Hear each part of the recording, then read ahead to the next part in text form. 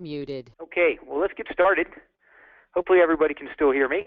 I am going to be checking the chat every once in a while, so if for some reason you can't, just let me know. Again, I have you all mute, so let's keep it that way for now, and then we'll open up to some Q&A towards the very end. All right, just checking on a couple more things here, and I think we're ready. Well, thank you for logging on, and welcome to the Spinervals Cycling webinar series. This will be the first in the series. My hope is to do this every couple weeks or so, and to offer different areas of discussion, topics related to training, racing, cycling, triathlon, fitness in general, nutrition, all kinds of opportunities here to talk about cool stuff that we all like to do. And I figure with technology the way it is now, this is a great time to start doing it. We actually do this for Lifetime Fitness and for a lot of our event series, Lifetime Tri event series. And in fact, we have a webinar coming up on Wednesday night for the Indoor Tri, which I don't know if anybody here is signed up for. January 3rd, the Indoor Triathlon at your local Lifetime Fitness. Pretty cool. As some of you may know, it's a 10-minute swim, a 30-minute bike, and then a 20-minute run. And we partner with Lifetime or with Ironman. And the idea, of course, is to give people a chance to become a triathlete, in an indoor tri where it's not very intimidating. It's a really fun environment, and it's fantastic if you guys could do it if you have a Lifetime nearby. So think about that, indoortri.com, and I'll mention that again. I'm not doing it, but I'm going to our Tempe club, Tempe, Arizona club, and I think I'm going to have my daughter do it. She'll be 12, so she'll be able to do it, and it's just going to be a good time. So we have over 5,000 people signed up nationwide right now, and I think our goal is something like 7,000. So give it a shot. Great way to kick off the year. But again, back to our webinar series. This will be our first one, and we're going to talk about the history of Spinervals. I have about 10 slides or so, not a ton. We have about half an hour, and I'm just going to talk a little bit about the history of the series and give you guys some insights that you may or may not have already. So let's get going here. Hopefully there we go. All right, so today I like to lay out the webinar objectives at the very beginning so you know what we're doing, and hopefully we accomplish the goals by the end. So I want to talk about the vision of Spinervals and why it was created, the original vision and how it basically evolved into what it is today. A timeline, just a real simple timeline of the evolution of the series, and then the series as it stands today. And then again, at the very end, open up to some Q&A if you guys have any questions. So we're going to bang right through this. All right, so what is the vision of the Spinervals series? I have that right here. To create a series of indoor cycling workout media and accompanying training materials geared to improving the performance of competitive cyclists and triathletes of all abilities. So basically, that's pretty simple. But that's what it is to create this series, instructional and also training video, all in video, workouts essentially, that I could combine into eventual training programs. And it's been a really slow process to get there, as we'll talk about more as I go through this. But it's been a lot of years. I think this is 17 years of doing this stuff, and it's been quite an evolution.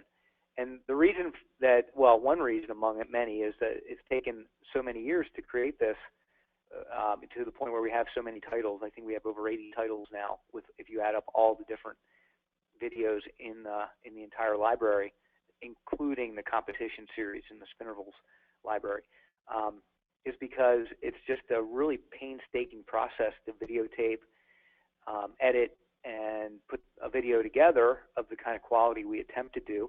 And then, of course, the cost. It's expensive, believe it or not, to get one of these put together. And so it's taken a lot of years. And the other thing I've discovered over the years is the more videos we put out any given year, some videos, when they're released, they get lost. So in some years, we've actually released 7 and 8 videos in one winter, one holiday season. We normally release our new titles in October, November. And in some years, some of the new titles get lost. People don't even know about them. So we decide to sort of back off and not offer quite as many. So that's how that works. And the series has evolved over the many years. But it started in 1992, actually, um, with me. Hey, gosh, where'd that slide go? I don't know where I slide. I think I'm missing a slide, but that's okay. I'll go. Let me see. Yep, I may have missed a slide. Um, yep, I did. In any case, 1992, I started coaching athletes, and I was a triathlete, age group triathlete, but doing really well locally. And I really wanted to get into coaching, and I'd always been in the gym environment, training people ever since I was 16 years old. Used to work at a Gold's Gym. In any case, I started training triathletes and cyclists, and one of my clients was a professional mountain biker, and he was a local guy in Baltimore. And I used to go down and train him in the winter months in his basement. It was kind of like Rocky. Remember Rocky and Clubber Lang, Mr. T? That kind of thing, just a dingy basement. He'd be on his trainer, and I'd be on a wind trainer. You guys, some of you who are newer to it probably don't even know what a wind trainer is, but that's the way resistance used to be created by wind, and they were really loud. And I remember in his basement, concrete walls, musty smelling basement with the boiler right there. And I'd be screaming at him, and I have my stopwatch, and he's really an intense athlete, really strong, and he would just be going crazy on the trainer. And we just had a really great time. And after an hour, he was just totally wasted. And he said, gosh, man, this is great. And he was also the manager at a local performance bike shop. Performance Bike, as many of you know, is probably the largest bike retailer chain out there. And back then, they weren't quite as big. This is back in the early 90s, but they were still really big. And there was a shop in the Baltimore area, and he was the manager. And he said, man, this is great. Our customers would love something like this. And I said, well, and I had maybe 2 quarters to rub together at that time. I'm like, well, I'd love to do it. Can I charge a couple bucks and make a few dollars? Sure, man. All right, well, cool. So Wednesday night, he said, come on by. We'll put some flyers out. And he put some flyers out for me.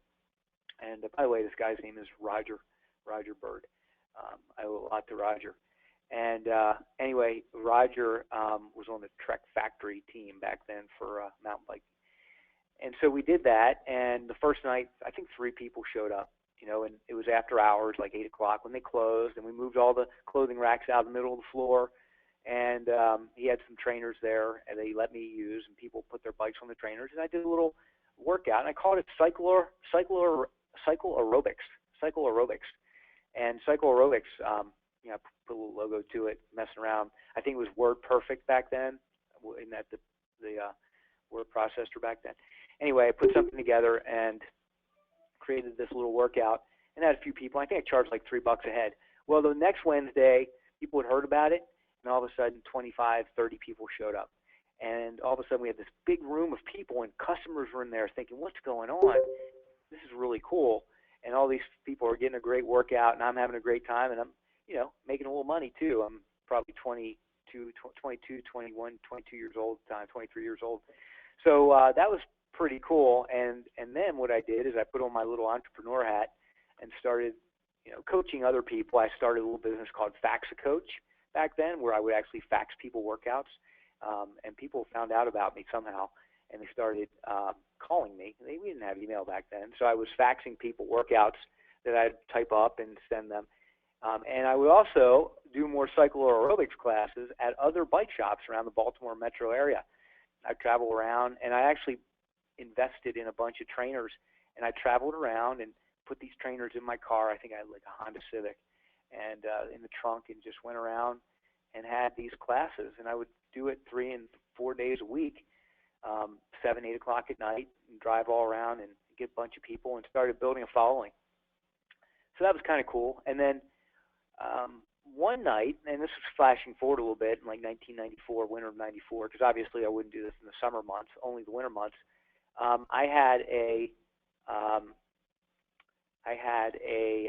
was teaching a class at a local bike shop in Baltimore, and this guy came up to me after the class. He said, man, that was really awesome. I have a client that I really want you to talk to. And I was thinking, okay, well, that was interesting.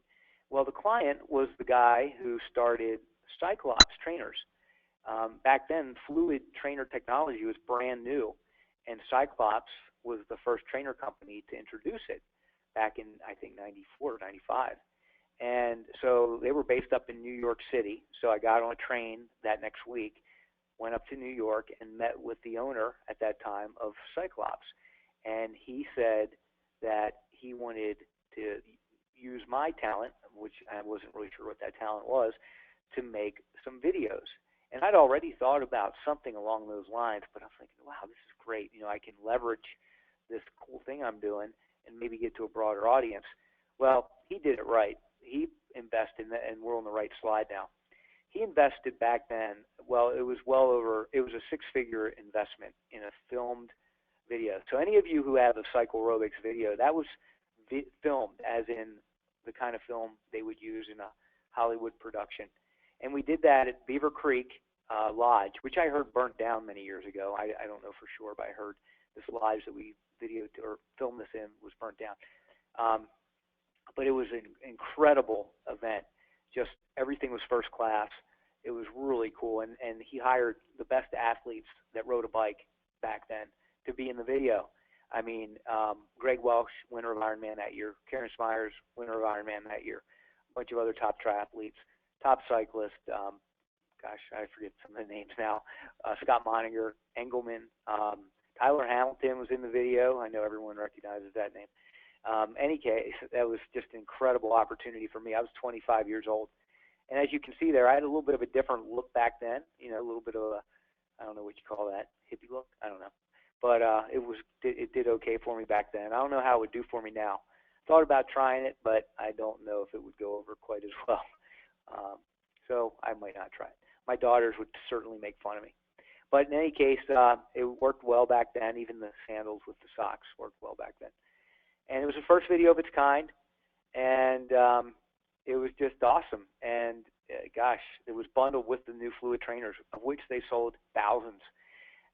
And to my knowledge, that VHS was in production for many years, and tens of thousands were sold on VHS. I don't think they're available anymore.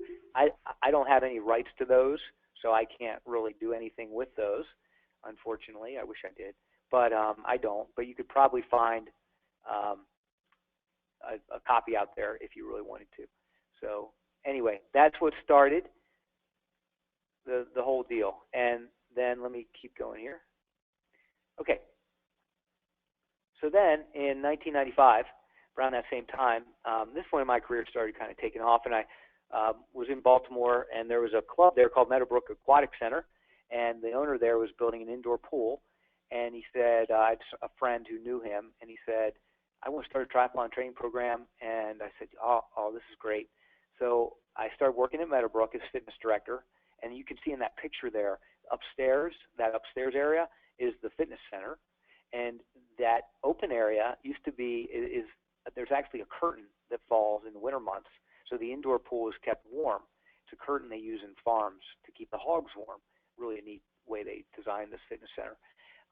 So I would spend all my days there. I'd get there at 5:30, 5 o'clock in the morning to coach swim practice in the mornings, and then I would train people all day, and then I would train myself because I was racing hard at the time as well, and then I would be there until 9 o'clock at night. I'd usually have a cycle aerobics class twice a week in this little room, but we would fit 50 people in there, and it was just awesome. So much energy, pretty awesome stuff. And I was doing training camps back then, did my first training camp at Gettysburg College, 1995, back in that time. And we even did VO2 max testing. We were probably, now you can't go to a bike shop without them doing VO2 max testing, or it's so easy to get now. But back then it was really a difficult thing. Only Human Performance Labs and major universities offered it. And we actually invested in a system, and we were doing testing like that back in the mid-90s, which is pretty cool. So Meadowbrook. I owe a lot to Meadowbrook as well. Awesome place. And as many of you may know, Michael Phelps owns Meadowbrook now, and that's where he trains. That's where I had a chance to meet Michael back in like the mid-90s, and that's where I trained some of my top athletes at the time as well. So it's kind of an iconic swim aquatic center there in the Mid-Atlantic area. And if you ever go there, make sure or you're in the Baltimore area, make sure you check out Meadowbrook. So then, 1997, I kind of went off on my own. Cyclops was just changing. I forget what was going on, but I didn't have a contract with them. We were done.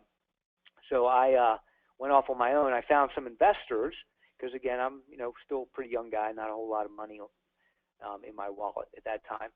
But I had a couple clients, businessmen out of New York who were just really supportive guys, just really stand-up guys, and I still have contact with them even today. But I pitched them on the idea. I said, hey, guys, I have an idea. Let's do some videos. This Cyclops thing was pretty successful. Let's shoot some more. I just need a bunch of money. And they made me a deal and said, okay, this is what you get, this is what we get. And long story short, I guess it was 10 years later, I finally finished buying them out. And they made a lot of money, and it was a great deal. And I was happy to give them that opportunity because they gave me a great opportunity. But in any case, 1997, my first video that I made on my own, Spinervals Cycling 1.0, no slackers allowed.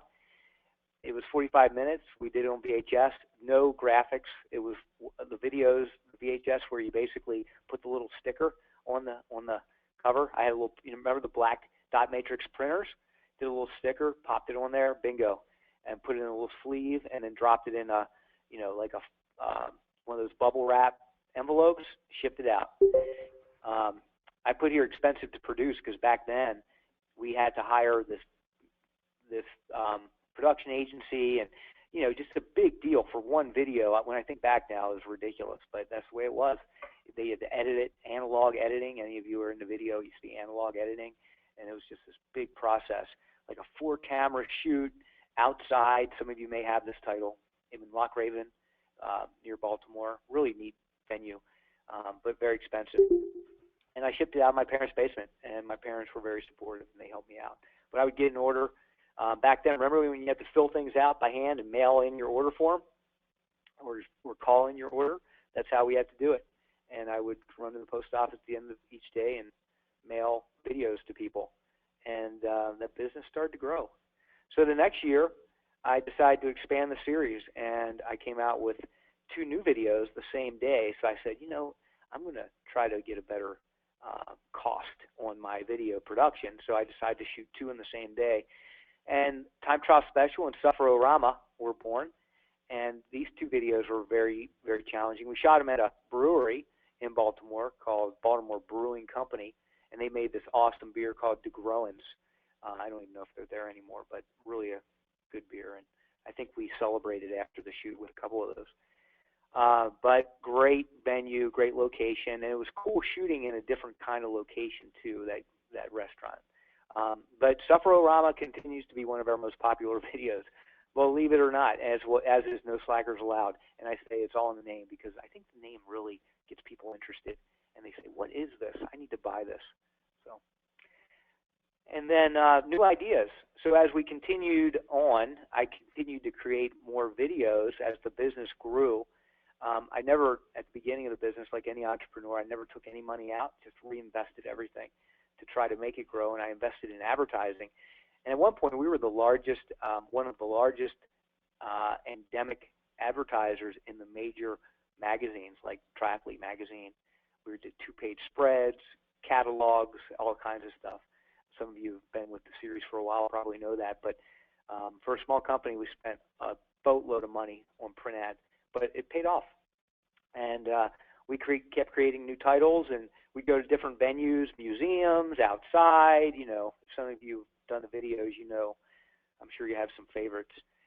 And the other thing we did was we tried to make it so that the videos, people could identify to other folks in the videos, instead of making them elite, all top 1% athletes that look like they train all day. We wanted to have age group athletes in the videos, and athletes that everybody can identify with, so we would invite fans to ride. And we had casting calls and open calls and all kinds of stuff like that. And it's just been a lot of fun over the many years creating videos like that.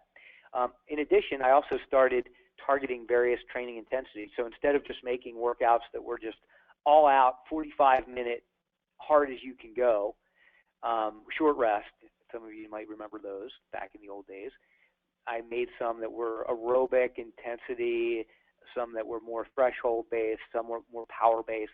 So every workout has a different theme or focus, and that's been really successful over the years. And then different series like the fitness series, I discovered that we had people doing the videos that weren't competitive athletes. I mean, the original intent of the videos was to create these really challenging workouts that were just brutal.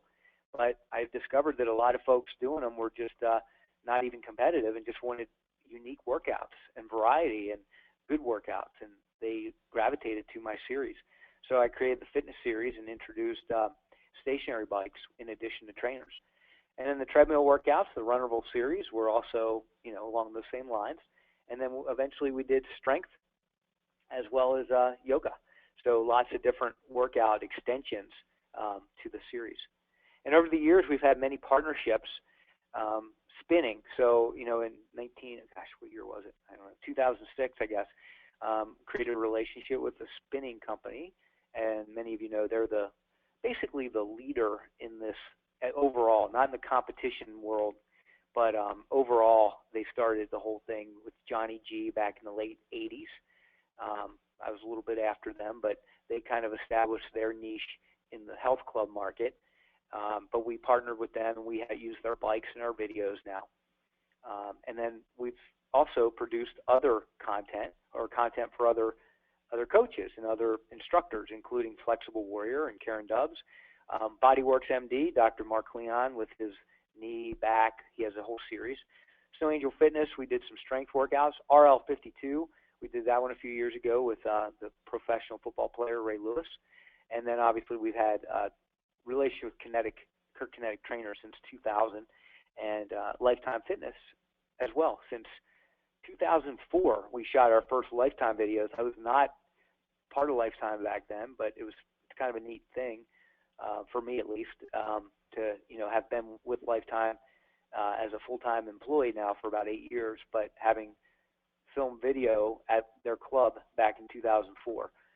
Just kind of a long history with that company, and pretty cool history. And also, as many of you know, some of you may be members of Lifetime, we actually have our Lifetime Performance Cycle program and our Performance Plus programs, and these workout series or programs are based off of the Spinervals series. And with Performance Plus, for example, the athletes actually get a free download each month of a video and a workout program. So they meet with their coach twice a week in the club, and they do basically Spinervals workouts, and then they have homework that they do when they're at home, kind of like the Super 6, but they meet with their coach twice a week, and there's a fee to that program, and you need to be a Lifetime member. But it's very popular, and it's pretty cool to see that grow. So I mentioned here the video delivery spectrum, just because there has been an evolution in video. VHS, obviously, we started with, but that is gone, just the way the 8-track went.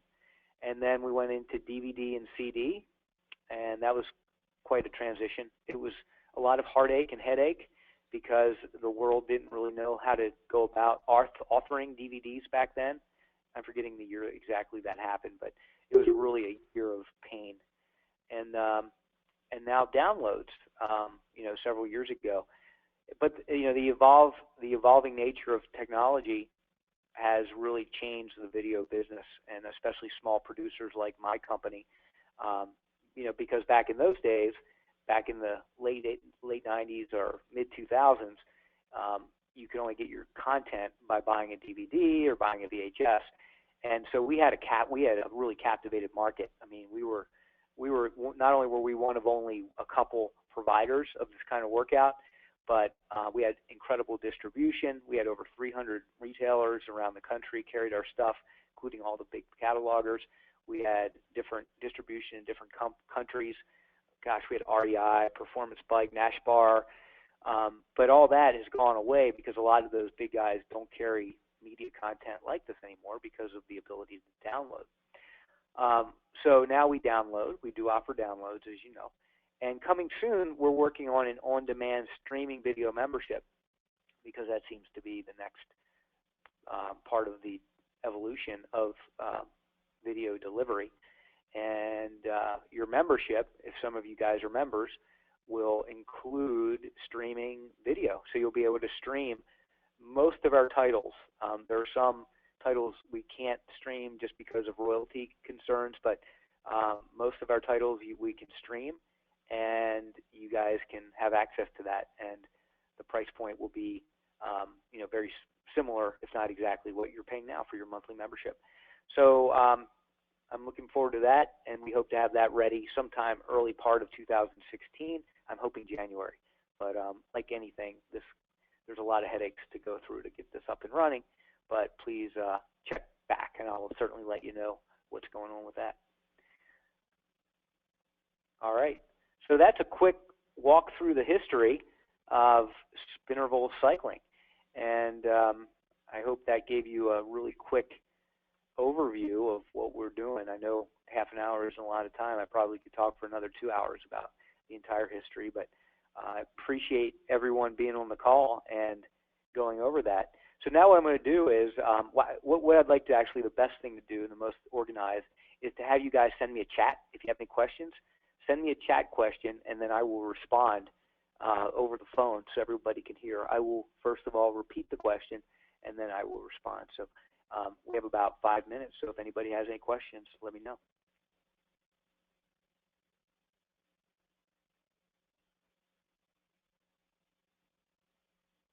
That's great. Pete said, great to be part of this. We want a taping to attend. So that's interesting. I don't have any venues set up for next year. I'm not sure what we're doing yet. We normally videotape in spring or summer, and then try to get it ready throughout the summer and release in October, November. So definitely something that's wide open right now. And if anybody's interested in having a cool venue, we always look for unique venues. We are always interested. I'm always interested in hearing. So, and then previous topics you plan to cover. Yeah, Jamie asked about topics, and he wants us to shoot in Chicago. We've already shot in Chicago probably twice. I don't know if we'll be going back to Chicago anytime real soon, but who knows. As far as other topics, it's wide open. I'd almost be open to you guys making suggestions over the Facebook page, maybe in the member area, and letting me know what you guys are interested in. And I'm also interested in hiring some experts in specific content areas. I can certainly talk about a broad range of stuff, but I'm not an expert in everything. In fact, I'm not an expert in anything, but I know of a lot of people who are. So we can do that. So why don't you let me know what ideas you may have? That'd be great. What other questions might you have?